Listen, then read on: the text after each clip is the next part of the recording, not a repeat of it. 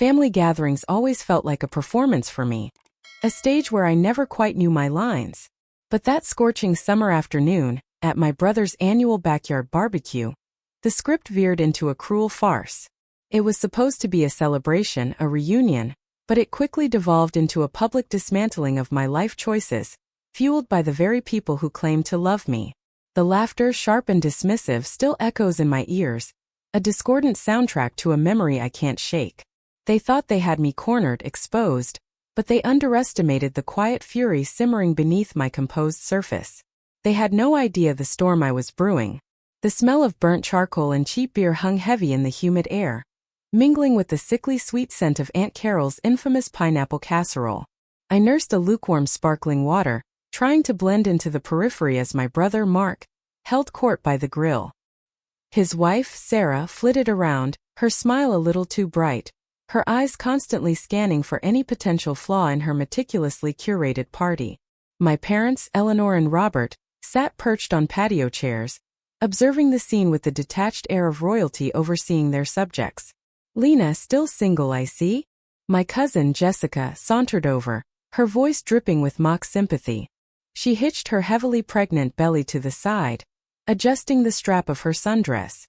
You know, there's plenty of fish in the sea. Or, just settle for a guppy if you have to. I offered a tight smile, trying to deflect. I'm doing just fine, Jess. My career keeps me pretty busy. Career, she scoffed, waving a dismissive hand. What's a career going to do for you when you're old and alone? Huh? Who's going to change your diapers?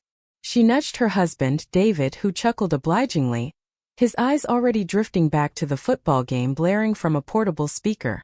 Mark, overhearing, sauntered over, a spatula in hand. She's got a point, Lena. You're not getting any younger. Remember that guy, what was his name? The one with the bat teeth? He seemed nice enough.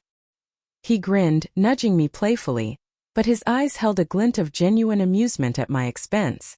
My face flushed. Mark, seriously? What? Just trying to help, he shrugged, turning back to flip a burger. Someone's gotta look out for our little sister. Can't have you turning into the crazy cat lady of the family. Aunt Carol, a woman whose opinions were as unyielding as her beehive hairdo, joined the circle. Oh, she already has cats, doesn't she? 3 of them last I heard. A regular menagerie. It's a slippery slope, dear. First cats, then no social life. Then you're talking to inanimate objects. She punctuated her statement with a sharp, braying laugh that made my stomach churn. My mother, Eleanor, finally chimed in, her voice soft but laced with a familiar disappointment. Lena, your father and I just want to see you happy. Settled. A nice husband, a family. We're not getting any younger, We want grandchildren. My father, Robert, cleared his throat, a sound that always signaled impending wisdom or, more often, thinly veiled criticism. It's not too late to pivot, Lena. That writing thing you do. Is it really sustainable? Perhaps a nice, stable government job. Benefits. Pension. A man looks for stability in a partner, not whimsy. The conversation, if you could call it that, continued in this vein for what felt like an eternity. Each relative, armed with their own brand of unsolicited advice and thinly veiled judgment, took their turn. My cousin Brenda whispered loudly about my unconventional choices to her husband Michael, who nodded sagely, his eyes darting to me with a mixture of pity and superiority. My uncle Thomas suggested I try online dating, then immediately launched into a story about a friend who met a lovely Russian bride that way. I tried to explain. I tried to defend my choices. I talked about the freelance writing career I'd painstakingly built over the last 5 years, the clients I'd secured, the financial independence I cherished. I mentioned the quiet satisfaction of crafting stories, of bringing ideas to life with words. I spoke of the freedom of my own schedule, the ability to travel, to learn, to simply exist without the constant pressure of external expectations. But my words were met with blank stares, polite nods that didn't reach their eyes, or outright laughter. Oh, that's just a hobby, Lena, Sarah chirped, placing a bowl of potato salad on the table. A lovely hobby, truly. But you can't live on hobbies, can you? She's right, Mark added, his voice booming over the general din. You need a real job. Something with a paycheck every 2 weeks, not some ethereal creative pursuit. He gestured with his spatula, emphasizing his point. You should come work for me. I could use an administrative assistant. Good benefits, decent pay. A sure thing. The laughter that followed was the final blow. It wasn't malicious, not exactly. It was the easy, comfortable laughter of people who believed they were right, who saw themselves as benevolent guardians offering a lifeline to someone floundering. It was the laughter of people who genuinely thought they knew better, who saw my life as an unfinished project they were all qualified to critique. It was the laughter of family. My cheeks burned. My hands clenched around the sparkling water bottle, the plastic crinkling under the pressure. I felt a cold, hard knot form in my stomach. They saw me as a charity case, an oddity, a failure. Not as Lena, the woman who had built something from nothing, who paid her own bills, who found joy in her unconventional path. They saw only what I lacked, not what I had created. I stood up abruptly. You know what? I think I've had enough. I'm going to head out. My mother's brow furrowed. Already? But we haven't even had pie yet. I'm not feeling well, I mumbled, turning away before anyone could offer another platitude. Oh, Lena, don't be so sensitive, Mark called after me, his voice still laced with amusement. We're just teasing. It's family. I didn't respond. I walked past the laughing faces, past the clinking glasses and the scent of grilled meat, my vision blurring slightly. I got into my car, started the engine and drove away, the sound of their laughter still echoing in my mind. The sun beat down on the asphalt, making the air shimmer, but I felt a chill deep in my bones. That night I lay awake, the words replaying in my head. Asterisk crazy cat lady. Whimsy. Hobby. Not sustainable.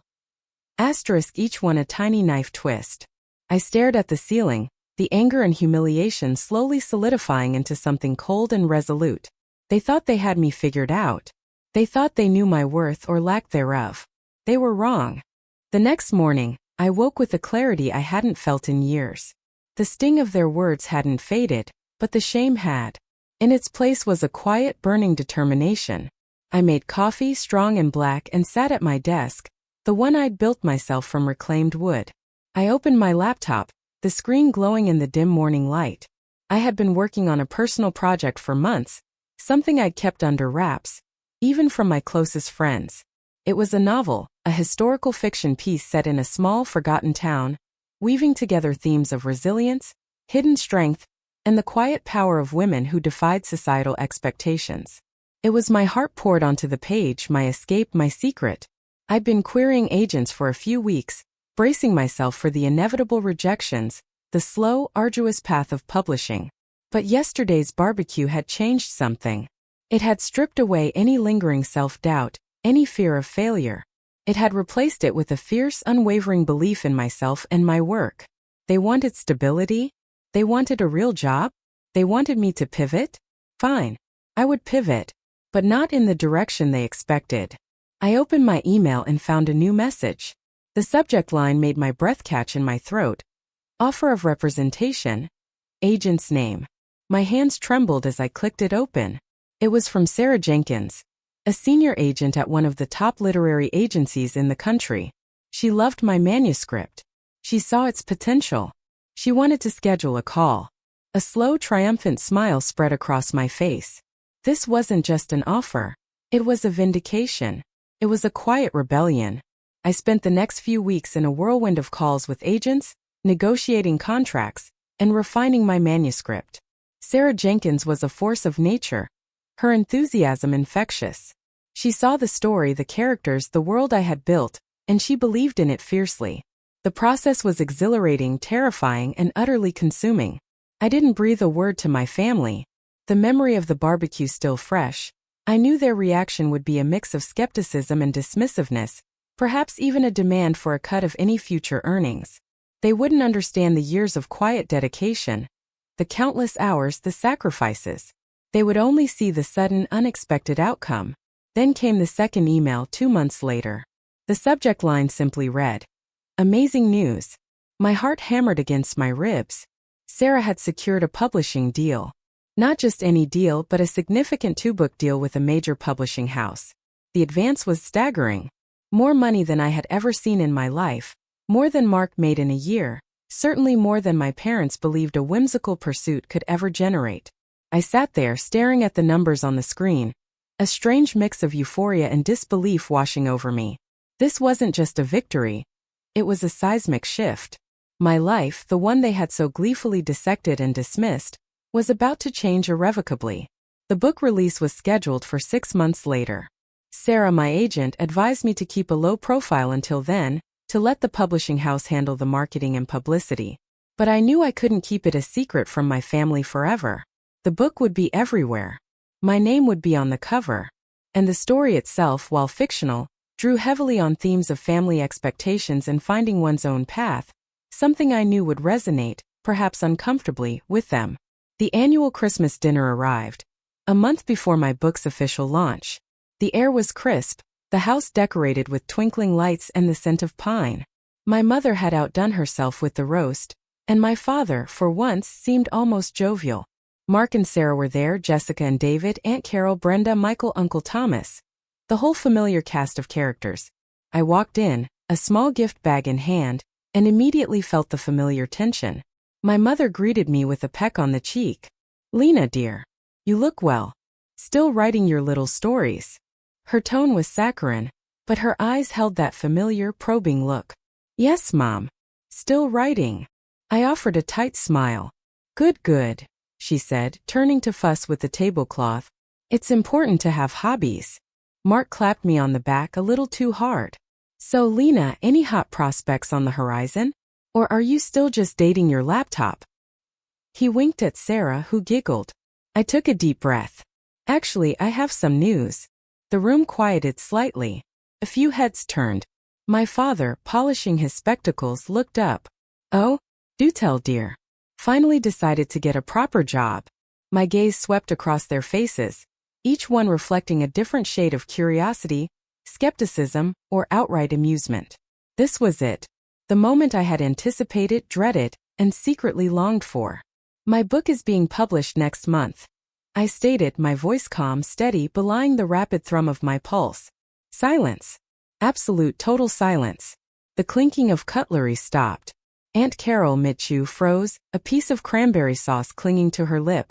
Mark was the first to speak, a slow, disbelieving laugh escaping him. Your little hobby project? Published? By whom? The local community college press." "No," I replied, a small smile playing on my lips. "By Meridian House. It's a 2-book deal." The name Meridian House hung in the air. A prestigious, well-known publisher. My father's spectacles nearly slipped off his nose. My mother's hand flew to her mouth. Jessica's jaw dropped, exposing a half-chewed piece of bread. "Meridian House?" Brenda finally managed, her voice a squeak. "But they only publish bestsellers." "Hopefully mine will be one of them," I said, shrugging lightly. The advance was substantial. I didn't elaborate, but the implication hung heavy in the air. Mark's face, usually so animated, went completely blank. Sarah, ever the social chameleon, quickly plastered on a smile, though it looked strained. "Lena, that's amazing. Why didn't you tell us?" "I wanted it to be a surprise," I said, my gaze meeting hers, holding it. "And frankly, I wasn't sure you'd take it seriously." Aunt Carol, having finally swallowed, leaned forward. "An advance? How substantial are we talking, dear? Enough to finally get a proper house? Maybe a husband?" I chuckled, a genuine, unforced sound. "More than enough for a proper house, Aunt Carol.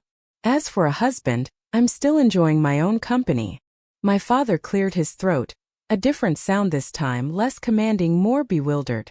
"Lena, this is unexpected. We had no idea you were so talented."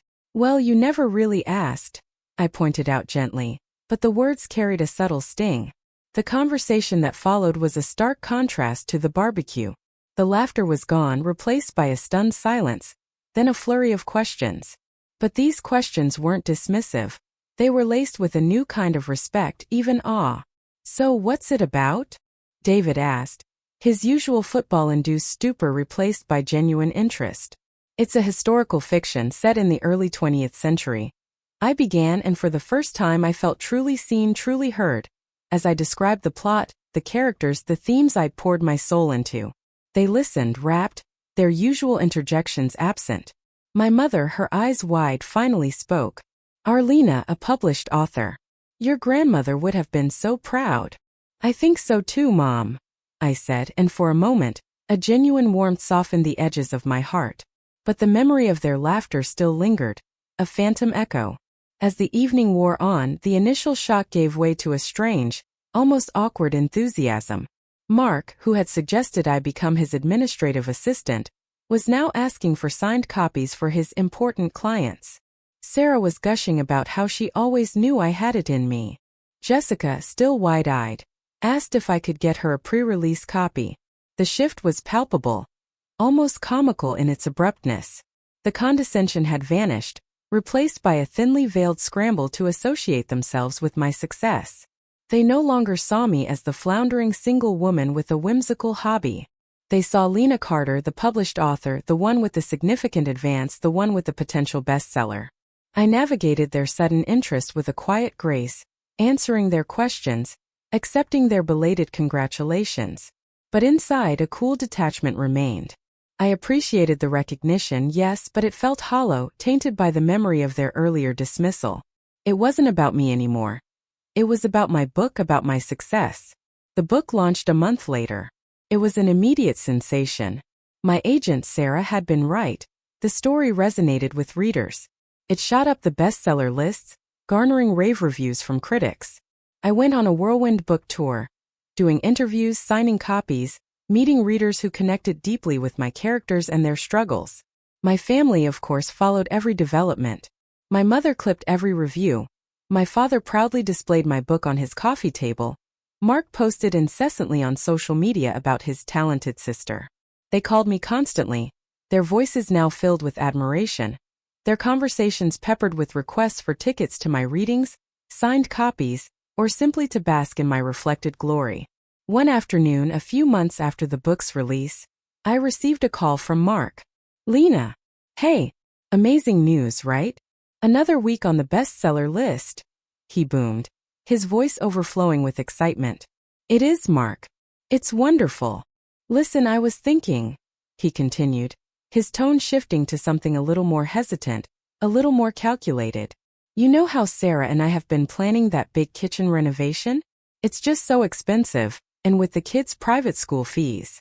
I waited, a cold premonition settling in. "Well, we were thinking with your recent success, maybe you could help us out? Just a little loan, you know, to get us over the hump. You'll be raking it in now, right?" I closed my eyes for a moment, a bitter taste in my mouth. This was it. The inevitable. "Mark," I said, my voice calm, firm, "I'm not lending you money." Silence on the other end. "What? Why not? We're family, Lena. I'm your brother." "Yes, you are," I replied. "And I remember your advice to me at the barbecue just a few months ago. You told me my writing was a hobby, not sustainable. You told me to get a real job, maybe even work as your administrative assistant." "Lena, that was just teasing. You know how we are. We just want what's best for you." His voice was tinged with desperation now. What was best for me, Mark, was for me to pursue my own path, to trust my own instincts, and to work hard for what I believe in, I said, my voice unwavering. Not to settle for a guppy, not to pivot to a government job, and certainly not to become your assistant. But we're family. Don't you think you owe us for all the support over the years?" I almost laughed. "Support? Mark, the only support I received was the constant barrage of criticism and doubt. You all laughed at me. You dismissed my dreams. You made me feel like a failure for daring to be different." "That's not fair," he protested, his voice rising. "We were just trying to guide you." "Guide me where? To a life you deemed acceptable? To a life that fit your expectations, not mine."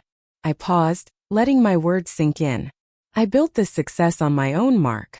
Through countless hours of work, through ignoring the very guidance you offered. I earned this. And I'm not about to hand it over to the people who actively undermined me when I needed encouragement the most." He sputtered, unable to form a coherent response. The silence that followed was thick with his unvoiced outrage, his disbelief. "I have to go, Mark," I said, my voice gentle but resolute. "I have a deadline." I hung up, my hand still trembling slightly, But a profound sense of peace settled over me. It wasn't about revenge, not truly. It was about drawing a boundary, about asserting my worth, about reclaiming my narrative. They had laughed at me, dismissed me, judged me. But in the end, my quiet defiance, my unwavering belief in myself, had spoken louder than any of their words. And that, I realized, was the most satisfying closure of all.